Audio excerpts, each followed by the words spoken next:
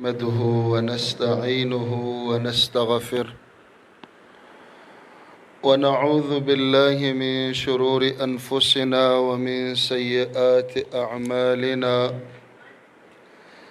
من يهد الله فلا مضل له ومن يضلل فلا هادي له وأشهد أن لا إله إلا الله وحده لا شريك له وأشهد أن محمدًا عبده ورسوله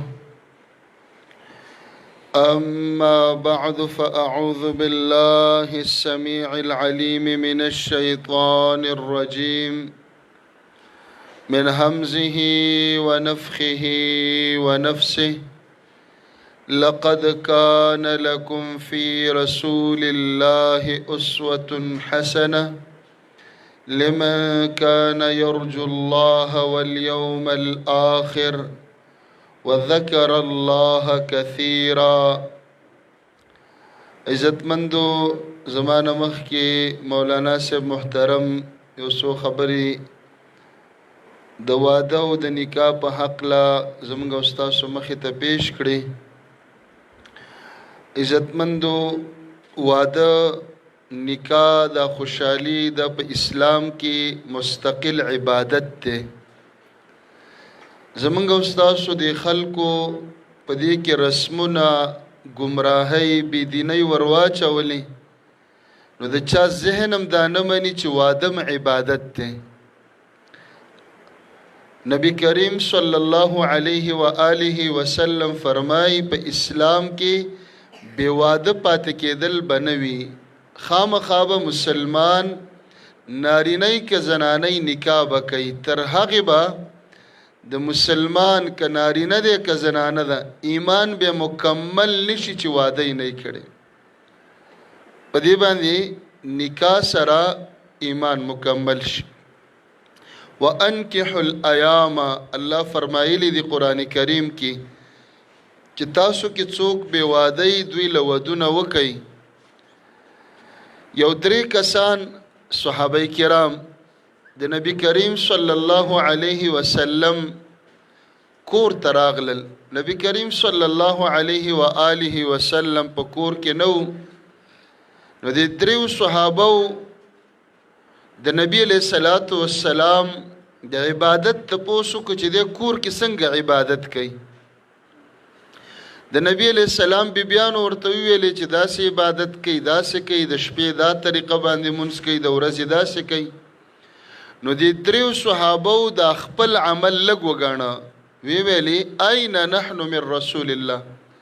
تو ګور رسول الله علیه السلام خو الله بخلې دی داغه خو عمل ته ضرورت نشته. پیغمبر بغیر د عمل جنتی وي نو هغه دومره عملونه کوي ځان ستړی کوي دومره خواري کوي مهنت کوي نو موږ خو اسم نه دی کړی.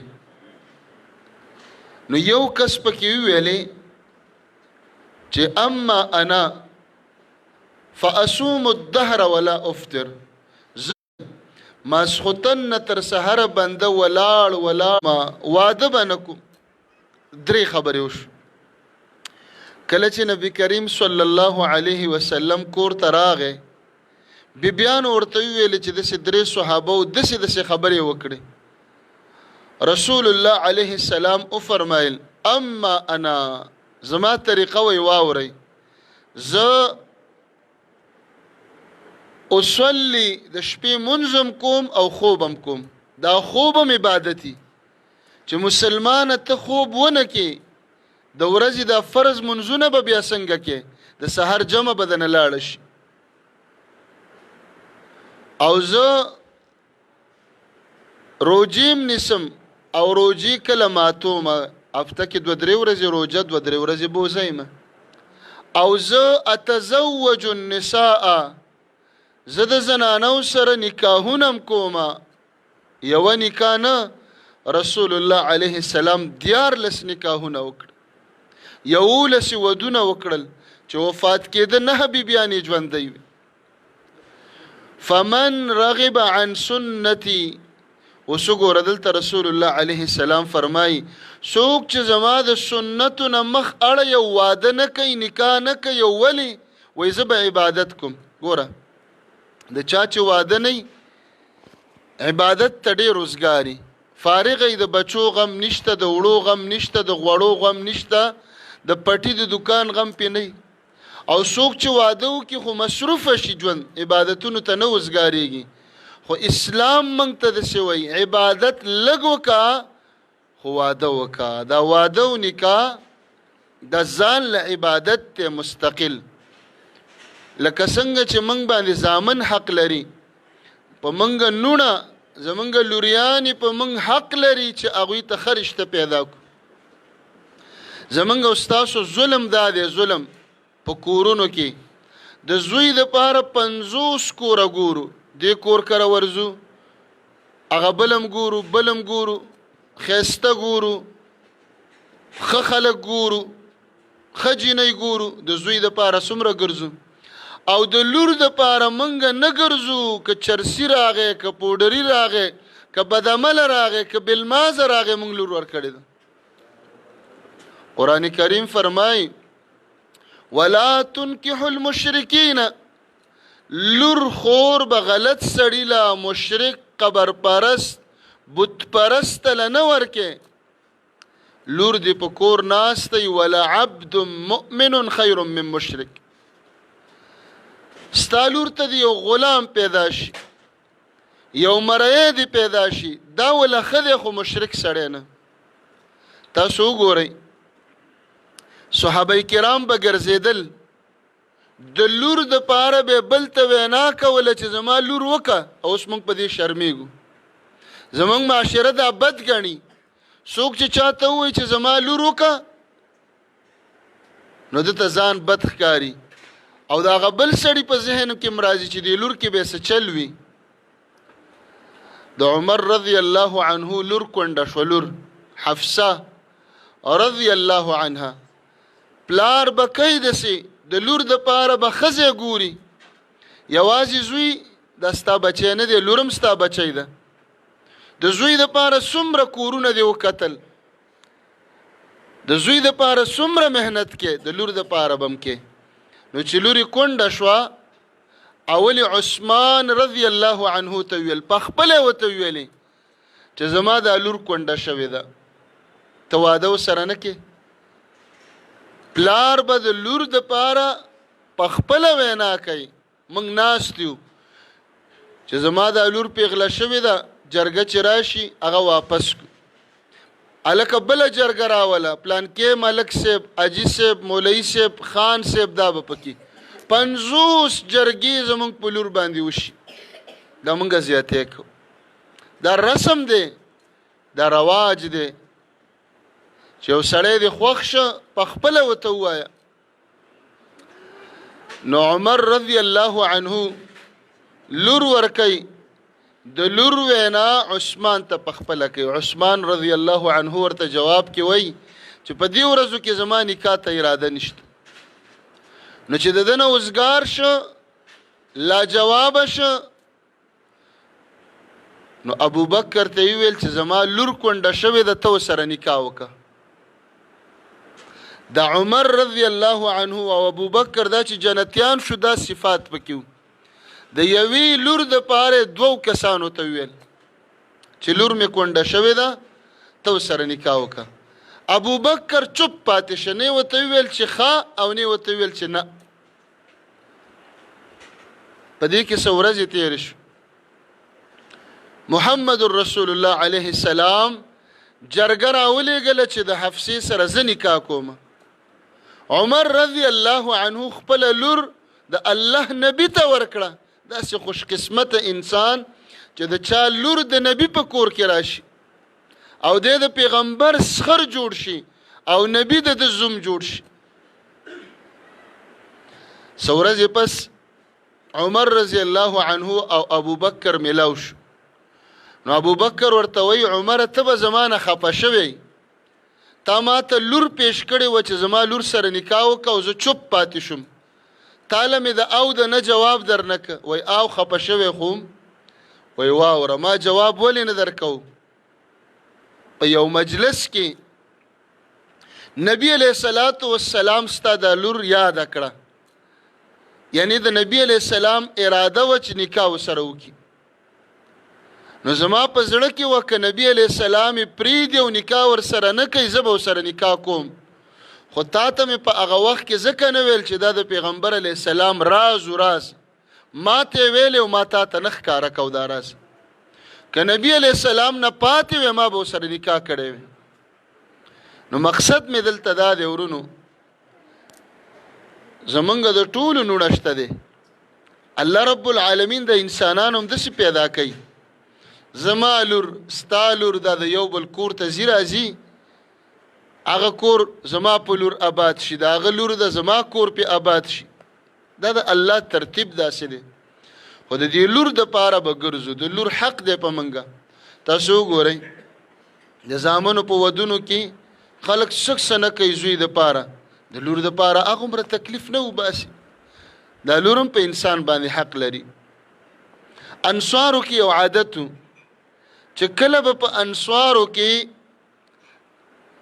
جنۍ پیغله شو، اول به نبی علیہ السلام لراتلل چې زما لور پیغله شوې ده ته ورسره نکاح وکړه. دای طریقه جوړه کړې وه، زما لور د واده قابله ده ته ورسره نکاح وکړه، که ته نکاح نه کې ستا نه وروستو بیا زه بل چاته ورکوم. د نبی علیہ الصلوۃ والسلام یو خادمو دا د پیزار د لوټې د اوبو د جانماز د دې خدمت به کو. ربیع ابن کعب الاسلمی رضی الله عنه د نبی علیہ الصلوۃ والسلام به د شپې او د ورځې ډیر خدمت کو. یو ورځ ته نبی علیہ السلام وی یا ربیع الا تتزوج، واده ولې نه کې؟ دا ډیر عجیبه حدیث ته زما مسلمان وروره او خويندو دا په غور باندې واوري. دا یو حدیث زمونږ زندگی بدلولی شي، زمونږ د زندګۍ نه به ډیر رسمونه ختم شي، زمونږ د زندگی چې دی رواجونو راتنګه کړی دا زمونږ زندگی به د سکون والا جوړ شي. واده ولې نه کې؟ وای ما ویل یا رسول الله علیه السلام مال به څوک لور خور راکي، زما سره خو روپۍ نشته دی، او بل دا دی چې زه ستا خدمت کوم چې واده مې وکړه بیا خو به د شپې په کور کې یم، بیا به ستا خدمت پاتې شي. نو دوه وجونه ده د واده نه انکار وکړه، یو را سره مهر نشته او دویم ستا خدمت پاتې کېږي. نبی علیہ السلام ته فرمایي. څه وخت تیر شو رسول الله علیه السلام د ته بیا وی ربیعه واده نه کې؟ د همدغه جواب ورکړه چې یو خو څه شته نه را سره، غریب یم، او دویم دا د ستاسو خدمت پاتې کېږي. نو دویم ځل نه پس ربیعه رضی الله عنه وی ما ځان سره سوچ وکړ چې دا پیغمبر علیہ السلام ما ته وی واده وکړه، خو پیغمبر علیہ السلام خو په هر څه پوهېږي که نه، څنګه چې زمونږ د آخرت فکر ورسره دی زمونږ د دنیا غم هم ورسره دی. نو که دې ځلې راته وویل چې واده وکړه نو زه به ورته وایم چې پیغمبر علیہ السلام ستا چې څنګه خوښی ته راته حکم کوه. نو څه وخت پس نبی علیہ السلام بیا ورته فرمایي ربیعه واده نه کې؟ نو دې ځل د انکار ونه وی ویل یا د الله پیغمبر علیه السلام ستا چې څنګه خوښی ته امر راته وکړه. نو نبی علیہ السلام ورته وایي چې زما خوښی نو انصارو کې یو جینۍ ده فلانکی جینۍ نوم یې ورته وښوده او ورشه انصارو ته ووایه چې دا جینۍ تاله درکړي.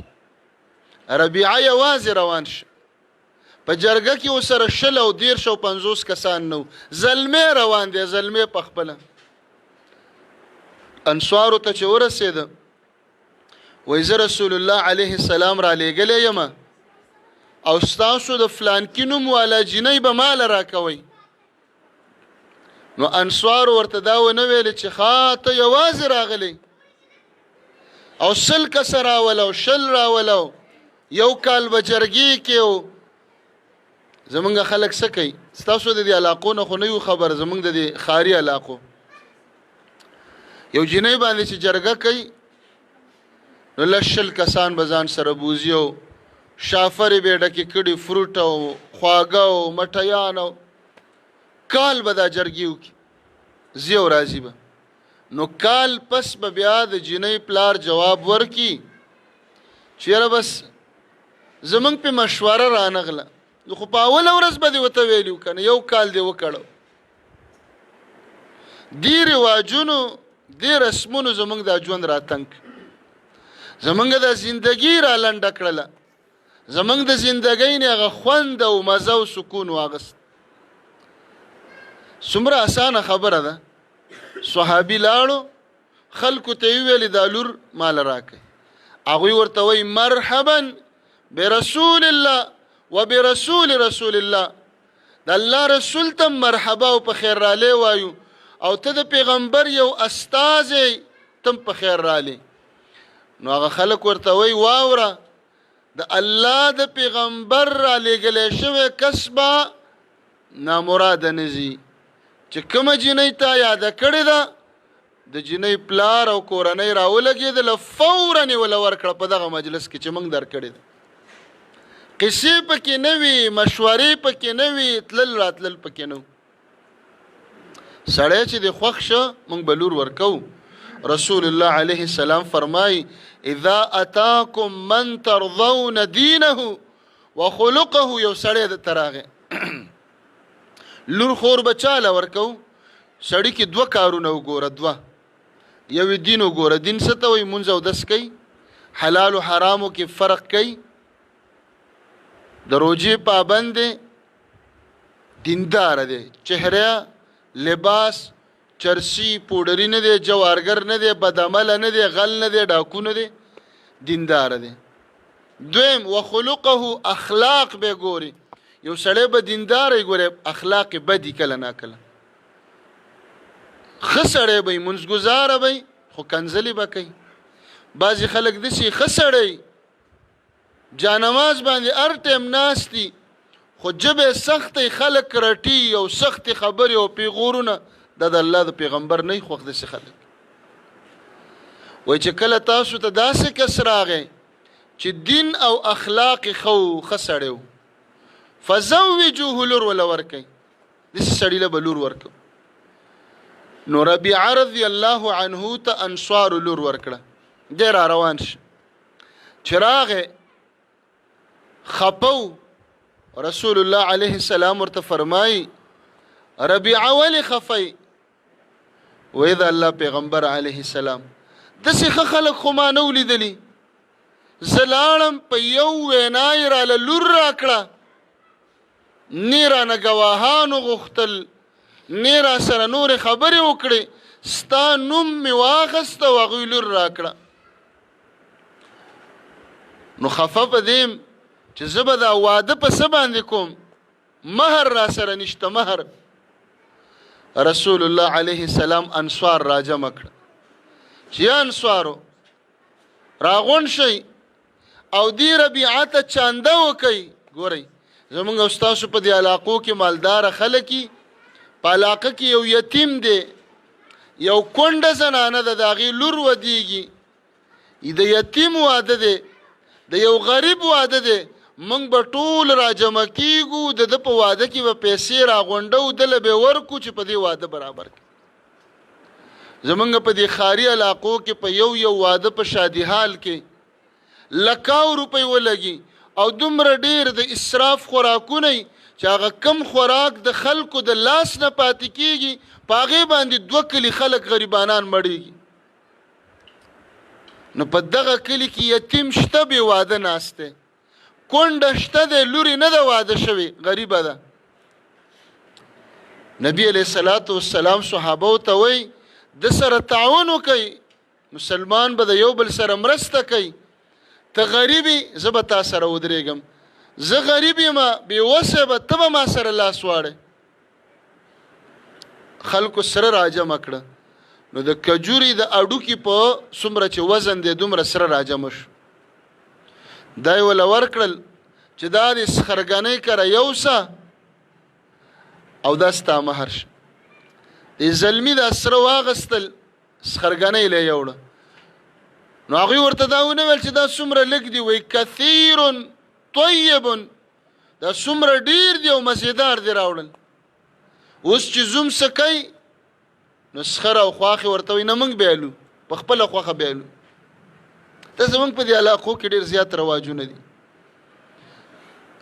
زوم لږ شي زیوړلو خو سخرګانۍ څه وویل ډېر دې راوړی دی ډېر مزېدار دی. ولې دا زوم زوی دی زوی دا بچی دی الله تعالی تیار زوی درکه خو ته پې رحم وکړه ته د هغه پلار جوړ شه. هغه نه زور مه ورکوه د هغه نه چمړه او سرمن مه وباسه په رواجونو کې بیا به د نه زړه بد وي عمري به د نه زړه بد شي. نو سرې چې یوړل وی ډېر دي خلکو ویل مزېدار دي. سرې وله ورکړل راغې خپو. نبی کریم صلی الله علیه وسلم ورته فرمایي ربیعه ولې خفی؟ و یا رسول الله علیه السلام داسې ښه خلک خو ما نه دي لیدلي. لږ سره مې یوړل او راته ویې ویلې چې ډېر دي او مزېدار دي. اوس خفه په دې یم چې د واده د ولیمې روپۍ را سره نشته. ولیمه به پس کوم؟ ولیمه دا هم یو سنت طریقه ده او لازم ده. دا ودونه اسلام داسې نه وایي چې دا به بس 2 کسان به یې پټ به واده کوي. نه اسلام پکې ځکه وایي تمبل پکې وغږوئ تمبل. موږ ورته تمبل وایو داسې کولاوي یو طرف یې کولاوي بلې بندې څوک ورته دریا وایي څوک ورته چمبه وایي. ډول ګناه ده ډول چې د دواړه طرفه بند دي. باجې غږول ګناه ده. ګانې بجانې میوزیک دا ګناه ده. خو دغه تمبل دا لږ غوندې ودرزېږي را ودرزېږي نو دا خلک خبر شي د اواز د څه دی وایي تمبل دی څه چلو شو د فلانکي جینۍ د فلانکي د هلک سره واده دی. نبی علیہ السلام فرمایي اعلنو بالنکاح نکاح په اعلان سره کوي په جماعتونو کې وتړئ. موږ نکاح کې ګورو خلک امبوزي نکاح له ډېر خلک ناست دي 2-3 کسان داسې پټ راولي پټې به راوله ښکاره وتړ. و زما د دې خور نوم به څه عایشه وی فاطمه وی مریم وی آسیه وی دا ټولې صحابیات دي موږ یې روزانه نه یادو. نکاحونه به ښکاره کېږي. نو ولیمه د دې دپاره ده چې دا خبره ښکاره شي. اوس نن دلته خلک راغونډ شوي دي خو خلکو ته پته ولګېدله چې څه چل دی هلکه خادي ده خلک خبر شي. نو نبی علیه الصلاة والسلام خلک صحابه راجمع کړه چې ربیعه سره تعاون وکړئ. خلکو چانده راغونډه کړله یو ګټ په هغې واغستلی شه ګټ. نبی علیه الصلاة والسلام خپلو بیبیانو ته ویل اوړه راوباسئ. اوړه پیغمبر علیه السلام ورکړه او ګډه صحابه کرامو برابر کې. غریب دی که نه موږ به د غریب سره تعاون کړو.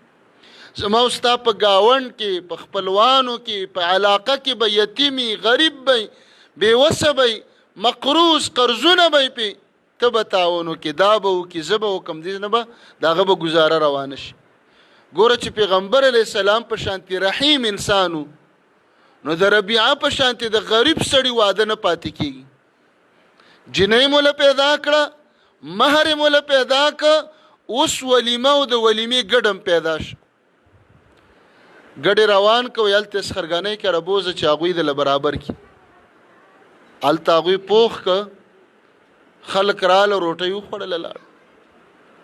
مقصد مې دلته دا و چې صحابه کرامو په ودونو کې په نکاحونو کې چې څومره سادګي وه نو خوند او مزې زیاته وه.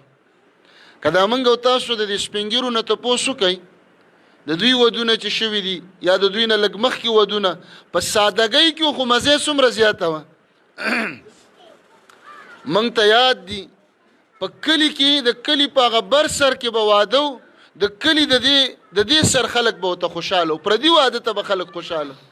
اوس په کورنۍ کې د تره زوی واده هغه نور تره زامن ته خبر هم نه دوکانونو کې ناست. د ودونو نه د خادیو نه هغه سکون خوشحالي ختمه شو. د یو کلي واده به د بل کلي زنانه او د بل کلي خلک به ورته خوشحالېدل. اوس خپلو کې واده خپل وله نه ځي. دا سکون دا خوشحالي دا مزه ولې ختمه شوه؟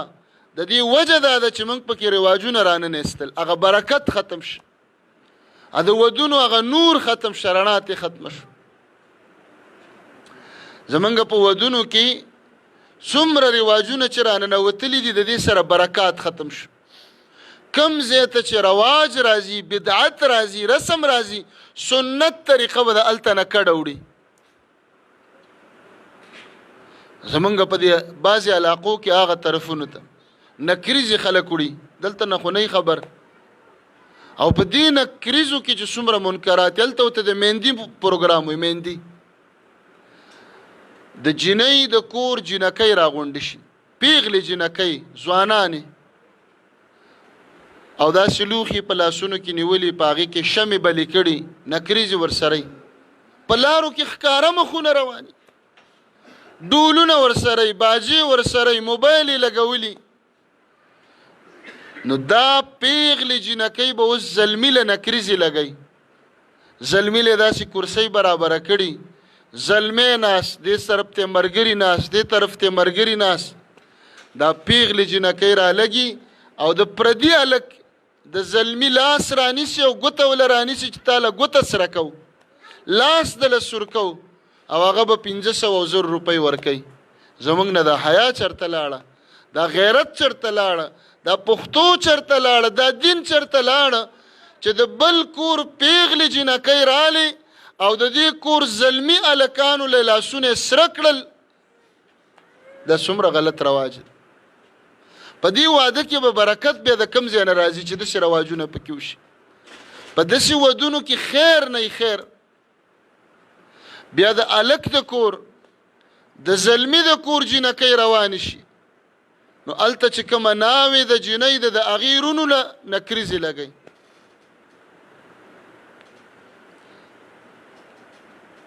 جنج منګه ورته جنجونه وایو ناوې چې راوړي په دې پسې ډېر خلک لاړ شي دا د خلکو تلل اسلام نه دی منع کړي خلک ورپسې ځي تللی شي بهتره دا ده چې د جنۍ پلار یا رور یا تره دا جنۍ په خپله هلته ورولي دا د ټولو نه بهتره ده خو موږ داسې چرته کوو نو په دې جنجونو کې زنانه ګډیږي په گاړو کې ناستې نیمه په گاړي کې ناسته نیمه بهر راوتلي او هلکانې ګاړي زغلی او کږی یې را کږی تاوی په هر یو واده کې په هر جنج کې حادثه کې هلکه وایي ګاړي پکې واوړېدل فلانکې پکې زخمی شي زمونږ یو ملګری و سپین ږیری ملګری اوس هم شته دی نیک سړی دی ښه سړی دی د هغه د زوی واده و موږ ته دعوت کړی ورغللو چې لاړلو د هغه د اخپم ټوله پلستر د تړلی د لاس هم تړلی دی نو ما ورته ویل حاجي صاحب ولې خیر خو دی وایي د سنتو خلاف مې کو الله سزا راکړه د هلکانو سره په جنج لاړم او ګاډي زغلول او مستیان یې کولې زه چې په کوم ګاډي کې ناست وم هغه ګاډی الټه شو واوړېده نو زه پکې خوږ شوم مل زه ښه ده چې الله د مرګ نه بچ کړی ډېر پکې مړه شي زلمی مړ شي ناوې مړه شي دا څه وجه دا رواجونه زمونږ په دې ودونو کې بیا دا رواجونه وګوره ښځې او نارینه هغه لرې تره لور ده او ترور زوی دی دا به ټول یو ځای ګډېږي ټیک ده ښادي ده خوشحالي ده خو د خوشحالۍ به دا مطلب نه چې الله ناراضه کړو د خوشحالۍ به دا مقصد نه چې د پیغمبر طریقې هغه د خپو د لاندې کړو دا خو په اسلام کې نشته چې دا ښځې او سړي یو ځای ګډېږي او ویډیوګانې کوي او کیمرې دي او موبایل دي او منکرات په هغې کې جوړ اجړاګان راولي دا خلک وایي یاره غربت دی او غریبي ده او دا دی وغه دی تاسو دا مسلمانان وګورئ په یو اجړا باندې خلک په زرګونه لکونه روپۍ صرف په اجړاګانو شیندي چې دا وړه ورته یو توړه 10,000 ته ورسئ کمه ده دا خلک مالداره دي دا دومره مالداره دي چې په اجړاګانو باندې لکونه روپۍ شیندي په ډمو باندې لکونه روپۍ شیندي دا فکر دا سوچ د لږو خلکو سره چې زما د زوی یا د لور واده دی عالم پکې راولم حاجي صاحب ضیاء الرحمن عجیب الرحمن سوچ ذهن الله برابر کړي دا ناس خلک نارینه زنانه کم از کم په دې ګنټه کې ټولې د ثواب نه د اجرونو نه برخمند کړه د غیبت نه بچ کړل، د فضول خبرو نه بچ کړل، او په کوم مجلس کې چې د رسول الله علیه السلام تذکره کېږي رحمتونه نازلېږي. تاسو به ګورئ آینده زندګیانې را روان نسلونه او دا ښځه او خاوند او دا ناوې او زلمې الله داسې خلکو ته به خوشحالیانې ورکوي. کم ودونه چې په ټنګ ټکور وشي، په ډولونو او باجو، په ډمو او اجړاګانو وشي، هغه په 2 میاشت سره وران شي، هغه په 3 میاشت باندې طلاق ته ورسیږي. خادي ده خوشحالي به انسان مناوي، خو د سنت برابر، د شریعت برابر، د شریعت نه پکې نه بار کی. دا خو زمونږ د اسلام حکم دی ودونو کې خوشحالي وکړي. خو دا خوشحالي نه ده ویلې چې ته ډمې راوله، ته اجړاګان راوله، بیا ورته لوډ سپیکرې ولګئ، نو چې په دې کلي کې واده 10 کلي کې ته خلک خوب نشي کولی. دا خلک د الله او د رسول نه دومره بېیرې شو چې په کلي کې مسجد شته، جماعت په خوا کې واده دی، ډبې ګډېږي، جړاګان ګډېږي، او د مسجد احترام څوک نه کوي. مونږ لګیا یو اسرائیل مردباد ریلیانې وباسو، اسرائیل مردباد.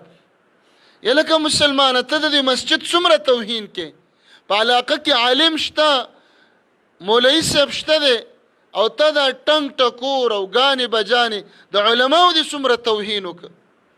په دې مسجدونو کې قرآن شریفونه پراته دي، د دې څومره بې احترامي وکړه. عزتمندو، الله رب العالمین دې په داسې ودونو کې خیر پیدا کړي.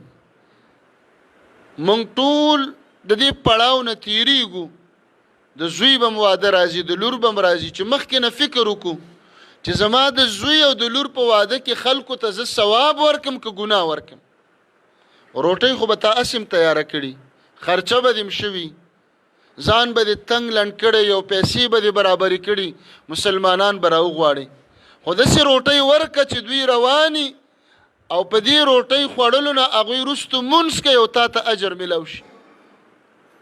چې روټۍ م درنه وخوري او هغوی م ګناهګار لاړ شي او ته م ګناهګار پاتې شي، فایده څه وشو؟ سوچ وکړو چې یاره عالم راوغواړم، یو څو خبرې به وکړي، قال الله قال رسول الله به بیان کړي. عزتمندو، یو ضروري خبره بله کوم. په دې امت کې یو ګناه ده، ګناه هغې ته وایي حسد، تعصب. دا زمونږ په دې معاشره کې ډېره زیاته شو. دې ته ویلی کېږي داء الامم، د مخکنو امتونو غټ مرض او غټ نقصان داو چې یو بل سره ضد او تعصب یې کوو، حسد یې کوو. حسد څه ته وایي؟ د فلانکي ښایسته کور جوړ کړی دی او زما زړه خفه شي، فلانکي له الله بچي ورکړل زما زړه خفه شي، فلانکي له الله ګاړی موټر ورکړه زما زړه خفه شي، فلانکي له ترقي او عزت ورکړه او زه خفه شوم. دې ته تعصب، دې ته حسد. نبی کریم صلی الله علیه و آله وسلم فرمای دا حسد ستاسو دا نیکی به داسې ختمی. منځونه کوه کنه، موږ ډېر د دیندارۍ دعوې کوو، روجې نیسه او عمرې م کوه او حجونه م کوه، خو چې د بل مسلمان ته د په زړه کې بدو، د بل مسلمان په ښه ورځ خفه کېدلې، نیکی به دې داسې سوځي او ختمیږي لکه اور ته چې لرګي ورپسې وي او لرګي ایره ایره کېږي، نیکی دې ختم شو.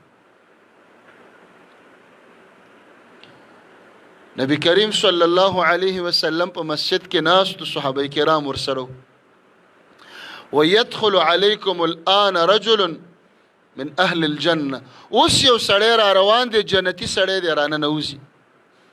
صحابه کرامو ټولو دروازې ته کتل چې دا جنتی به لاسوکي، چې هم جنتی دی هم ژوندی دی، او نبی علیه السلام فرمایي چې دا جنتی دی. صحابه فرمایي یو سړی را ننوته او داسې کړی و تازه، د دې ګیرې نه اوبه څڅېدلې، پیزار یې په ګس لاس کې نیولي و، راغی مونځ یې وکړه، لاړ ووت. په دویمه ورځ بیا رسول الله علیه السلام فرمایي یو جنتی سړی را روان دی، همدغه سړی را ننوته، 2 رکعته مونځ یې وکړه، لاړ. په درېیمه ورځ بیا رسول الله علیه السلام فرمایي جنتی سړی را روان دی، همدغه سړی را ننوته.